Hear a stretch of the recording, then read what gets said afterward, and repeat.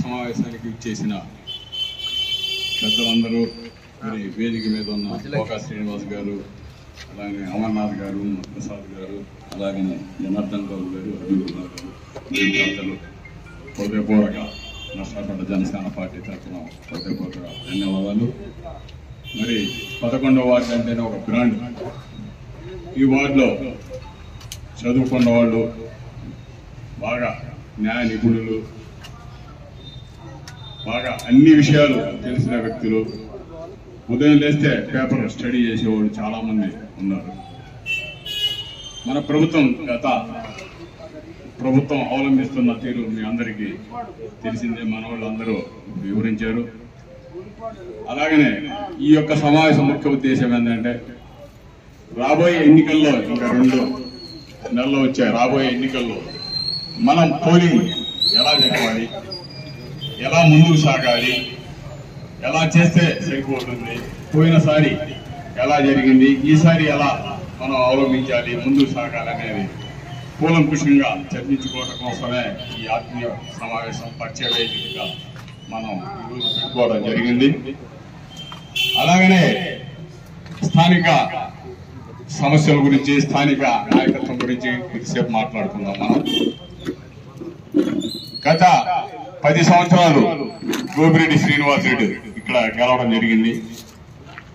అతను చేసిన పని ప్రతిదీ ఏదీ లేదు, ప్రతి పని శూన్యమే. అతను వందలాది కోట్ల రూపాయలు సమకూర్చుకోవడం తప్పితే నర్సాపేట తీసింది ఏమీ లేదు, శూన్యం. మనం చూస్తా ఉన్నాం, గత 19 ఎన్నికలు అయిపోగానే మన సోదరుడు పోకా శ్రీనివాస్ గారి బిల్డింగ్ అలాగనే కటౌట్ కట్టడం మనం చూస్తాను. ఇప్పటికీ ఆ కటౌట్ తీయలేదు. మనం రోజు అటు పోయేటప్పుడు వచ్చేటప్పుడు చూస్తా ఉంటాను నేను ప్రతిసారి. ఇదేంటి దౌర్భాగ్యం, ఇంత దౌర్భాగ్యం నర్సాపేటలో అనిపించింది. అలా వాళ్ళ పోగడలను మనం ఈసారి అణిచివేద్దాం. ప్రతి బారు ఇప్పుడు పోకా శ్రీనివాసరావు మరి ఇస్తున్నారో లేదో నాకు తెలియదు కానీ 30,000 రూపాయలు, 22 బార్లు ఉన్నాయి, 6,60,000 రూపాయలు ప్రతి నెల 1వ తారీఖుకి ఆయనకి చెందాల్సిందే. 40 లక్షలు ఇచ్చారు చూడండి. మరి 40 లక్షలు అంటే మామూలు మాటలు కాదు. ఇలా చెప్పుకుంటూ పోతే డంపింగ్ యార్డ్ ఉంది.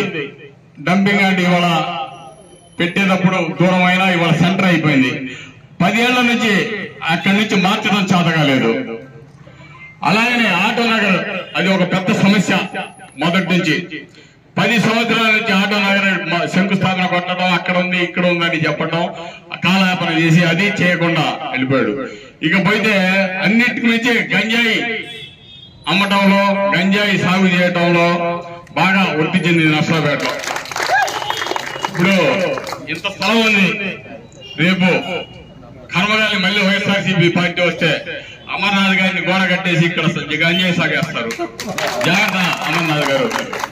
ఇలాంటి స్థలాలు మీరు చుట్టుపక్కల ఉన్నోళ్ళు మొత్తం ఏదో సెట్ వేసి ఏదో మీరు జాగ్రత్త పడండి. అంత అవసరం రాదనుకోండి రేపు. అలాగనే ఈ శివారు ప్రాంతాల్లో నర్సాపేట దగ్గరలో పొలాలు, ఖాళీ పొలాలు ఉన్నా మీరు అదే చేయండి. లేకపోతే నర్సాపేట లిమిట్ లో ఎక్కడున్నా గంజాయి సాగు చేయడానికి రెడీగా ఉన్నారు నర్సాపేటలో. కాబట్టి మీరు జాగ్రత్త పడండి. ఇకనైనా మనం ప్రతి ఒక్కళ్ళం కలిసికట్టుగా, ప్రతి ఒక్క జనసేన కార్యకర్త, తెలుగుదేశంలో ఒక సైనికుల్లాగా నాయకులం, ఉమ్మడి అభ్యర్థి ఎవరైనా సరే, ఎవరికి వచ్చినా సరే కల్మషం లేకుండా సంతోషంగా వాళ్ళు ఇచ్చిన హామీని మనం తీసుకొని మన అధినాయకులు ఎవరి పేరు అయితే చెప్తారో వారి పేరుని మనం సమర్థించి మన సంతోషంగా ముందుకు సాగి సంతోషంగా చెప్తాం. వెల్కమ్ చెప్పి సంతోషంగా బాధపడకుండా మన చేద్దాం పూర్తిగా. రేపు జగన్మోహన్ రెడ్డి ప్రభుత్వాన్ని పడగొడదాం, ఇక్కడ గోపిరెడ్డి శ్రీనివాసరెడ్డిని పడగొడదాం. అది మన ప్రతి ఒక్క జనసేన కార్యకర్త, తెలుగుదేశం కార్యకర్త అందరూ సమిష్టిగా పనిచేసి ముందుకు సాగుదాం, ముందుకు జర్నీ చేద్దాం. జై హింద్, జై జనసేన, జై తెలుగుదేశం, జై హింద్.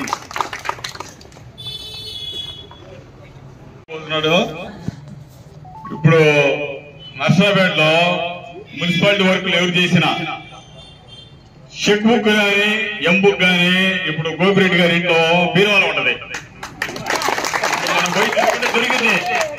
మున్సిపాలిటీ ఆఫీస్ లో ఉండాల్సిందే. చెక్ బుక్ అంటే మరి ఎం బుక్ అంటే మున్సిపాలిటీ ఆఫీస్ లో ఉండాలి. కానీ అది కాదు. ఇప్పుడు గోపిరెడ్డి గారి ఇంటికి పోయి చూస్తే బీరువాలు ఉంటాయి. అది ఎప్పుడు ఫండ్ వస్తే అప్పుడు డ్రా చేసుకోవటమే అది.